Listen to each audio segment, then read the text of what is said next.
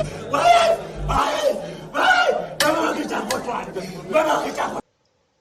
panic-stricken man is seen being carried on a small mattress into the Makindye Chief Magistrate's Court.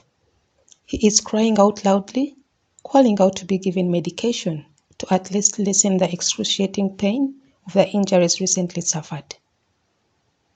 For someone who once had Kampala's cream dollar cream eat out of his palms, both literally and figuratively, this was not the way Bryan White would have wanted to be seen. There is a saying, all that glitters is not gold. When we see young men throwing money around, we can only imagine the houses they stay in or even the source of their wealth. This often deceptive lifestyle lures young girls who today have shown a big appetite for quick money and living large. But there is more that meets the eye, as we shall see in today's case. This is the story of Bryan White. Welcome and welcome back to Tavern Crime Chronicles. Here we explore strange, mysterious, chilling, solved and unsolved cases in Uganda, Africa and beyond. If you have the nerve for fascinating stories, this is your channel. Please join us today and together we'll uncover the hidden mysteries behind the high fences, the closed doors, and the secrets lurking in the shadows. Born in 1985, Chirumira Bryan, also known as Bryan White, is the last born of 4 children: Sarah Kasumba, Kalule Edward, and Nalubwama Robinson. He does not remember his father as he abandoned them when Bryan was just 2 years of age. His mother soon relocated to Italy with him in search for greener pastures. While in Italy, Bryan's mother soon found love and got married to an Italian businessman called Claudio. He loved them and even gave Bryan the name White that he now uses. According to Bryan, Claudio was dealing in real estate. He would buy old houses, renovate them, and then sell them as new. He did accumulate a lot of wealth from the sales as his business grew bigger. Life was good, but not for so long, as he would later learn that his mother was HIV positive, together with her husband.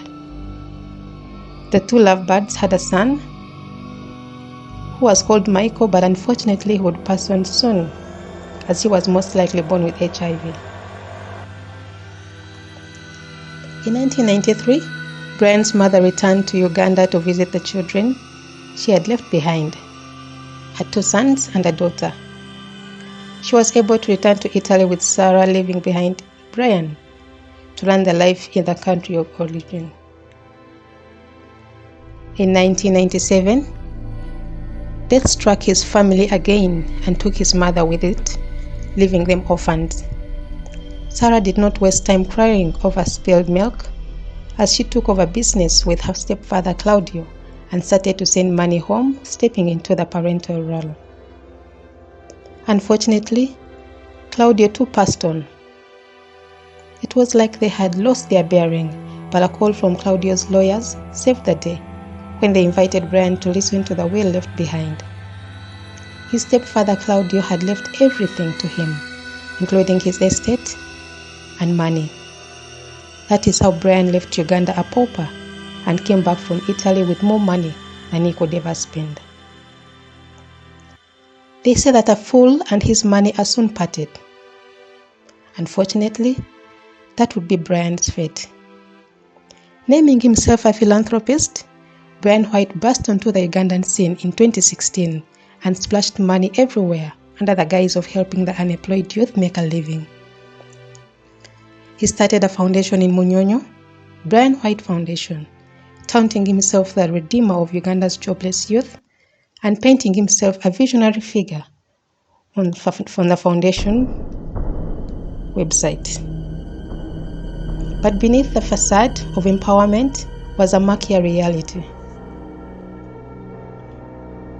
From his Munyonyo base, insiders claim Bryan White and his entourage instead engaged in hedonistic orgies under the guise of youth development meetings, a rumor that he never quite managed to shake off. In 2019, Awan Stella and Nandawula accused Bryan of rape, a scandal that briefly turned the parliament's eyes towards him. Yet as swiftly as it had emerged, the case collapsed when the accuser retracted her statement, alleging that she was under pressure. He was also accused of drug use and sale, but there seemed to be an upper hand in the government that was always there to bail him out from his troubles, as it is said that he had both the president and his brother Salim Saleh at his beck and call. But with his lights shining dimmer than before, his guardians dropped him faster like a hot coal, and he started his slow descent. And suddenly, the streets heard him no more. Uganda has seen its fair share of overnight millionaires like Michael Ezra, Bud Black, Jack Pemba, but none rose and fell so fast like Bryan White. His name seemed to fade, as stories in Uganda are soon erased by the next trend online. Netizens say he went to Dubai to make some quick money and maybe hatch his next comeback, but no one ever imagined into what. October 27, 2025. Bryan White's name is trending online, but for the wrong reasons yet again, as dark clouds thick with suspicion, deceit, and death have rolled over the once flamboyant self-styled tycoon. A young woman has been quickly rushed to Chirodu Hospital, barely alive, with burns all over her body, and is pronounced dead on arrival. Bryan White too has been rushed to Mildmay Hospital along Entebbe Road, reportedly with injuries. But the story did not end there. It only darkened. A case was quickly reported to police, but when authorities attempted to access Bryan's residence, they were met with armed resistance from military police guarding the compound.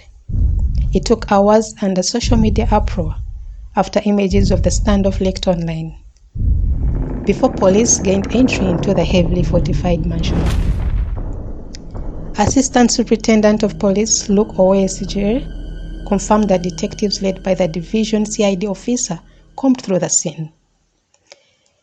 The scene was documented and relevant exhibits were recovered to aid in the ongoing investigations. What detectives reportedly discovered inside the mansion has stirred even darker whispers. The interior of Bryan White's home was disturbingly spiritual, with effigies and objects resembling a modernized shrine. His compound has different grass-thatched shrines and places of sacrifice. The discovery has fueled wild allegations that once charming philanthropist had crossed into a satanic verse, a claim his close associates and neighbors hesitantly confirmed. But one would ask, who was the young woman burned beyond recognition? Caroline Nalubwama, 25 years of age, had just returned from Dubai, where she had gone to hustle and make ends meet as she wanted to help her family out of poverty. It's possible that she made friends with Bryan White through online channels, as she would soon return early this year 2025 and move into his residence on Salama Road in Makindye. It's not clear what kind of relationship the two shared, as Bryan White had a wife living with him. Caroline's father, Salongo Tom Mutiava, had cautioned her after noticing they could be more than just friends, and even asked her to leave the well-secured residence, but she declined. One fateful day, Bryan White invited Caroline's father to come to his residence and witness the demons in his daughter as she was crawling like a snake. Bryan White, now a witch doctor, claimed to have powers to purify her and drive out the demons from her and the entire family so that they could become wealthy. He did it by steaming the person's head under a blanket with petrol and hot water until the demons left, something Caroline's father declined. Caroline's father, Salongo, soon left in confusion, but would a few days later be awakened by a call that would change his life forever. His daughter was no more.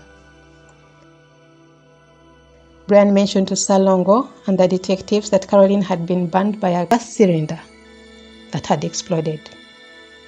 His instincts as a father quickly quickened as he questioned how gas would explode and not burn the other contents in the house, such as the bed and the curtains in the room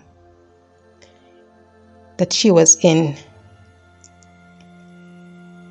Her burnt body too was questionable because, according to Salongo, his daughter's burnt body still had hair on it, and one could notice the eyebrows and the lashes, something impossible with direct fire.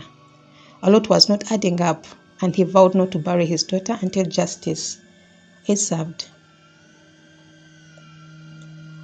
As investigations deepen, police sources hint that Bryan White's protection might no longer shield him. This could be the moment the lead finally blows off, one officer was heard saying. Whether this tragedy exposes the underbelly of Uganda's celebrity elite or fades into another unsolved scandal remains to be seen. For now, the dark clouds over Bryan White's mansion have only begun to gather. While in court on November 19, 2025, shielded behind the cameras of the blocked journalists, prosecution alleged that on October 22nd and not 27th as earlier reported at Chamula Zone in Makindye Division, Bryan White killed Carol Nalubwama for the purpose of performing or furthering witchcraft, a ritual or other unlawful purposes contrary to the prevention and prohibition of human acts. He has been charged with 7 counts ranging from human sacrifice, manslaughter, rash and negligent acts, possession of narcotics like marijuana, conspiracy to commit a felony, and giving false information to police officers.